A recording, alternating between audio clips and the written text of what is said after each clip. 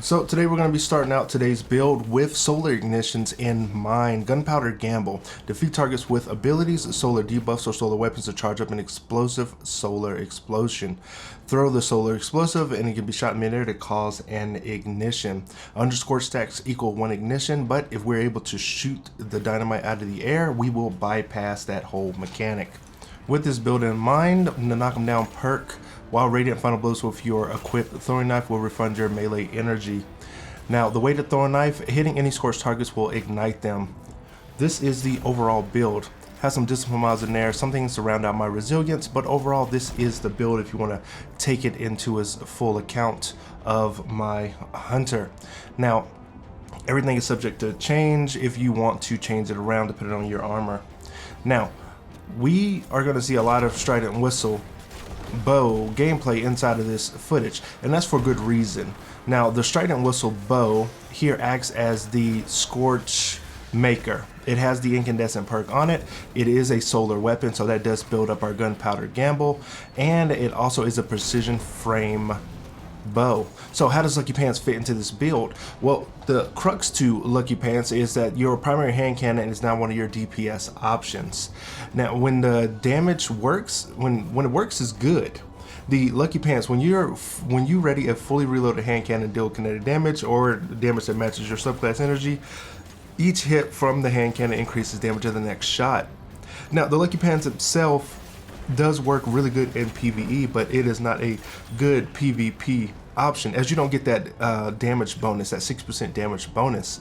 As you can see here on this enemy here on Europa, the escalating damage when you have the illegally modded holster out is quite significant. You are going to have to be firing off shots. Any staggered damage really doesn't do it for the Lucky Pants. Now, your Gunpowder Gamble explosion can hurt you, so be aware of how large that explosion actually is. I do like using the scatter grenade here. Well, not here in this instance because it kind of whiffed, but I do like using the scatter grenade in order to gain that extra peppering. So we'll talk about peppering now. Solar ignitions, the name of the game. We want that explosion with the Ember of Char. Your solar ignition spreads scorch to affected enemies. Now, with more range comes more spice of those solar scorch targets, those ignition explosions. So throughout the end of the strike, you're going to see that using the one explosion overall, it's going to grant us a multitude of benefits. Making an explosion is all that matters. We want that 15% radiant buff. That's going to be used against anti-barrier champions. We have the bow for the overload champions, and last but not least, we have the ignitions for the unstoppable champions. You can tweak some of these things around. If TQ's divination ever gets a buff and makes it do incandescent, then it will be the bee's knees. So the example for the perfect loop is going to be here in the final boss room.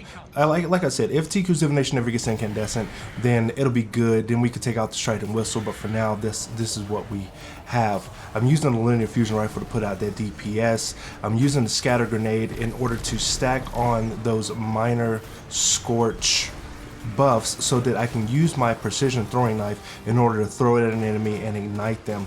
Now, it doesn't see that we had got that radiance from that knife kill, but with the Gambler's dodge, we're able to dodge and get our melee back eventually. But I want to show you some of the damage here for the illegally modded holster and watch her health go down.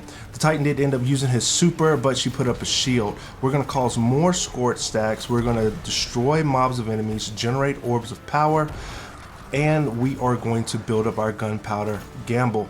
Now, Gunpowder Gamble, we throw it and latch onto an enemy. It does a decent amount of scorch attacks, and we will get that ignition that time, refunding our melee energy, still generating more orbs, which builds into our super.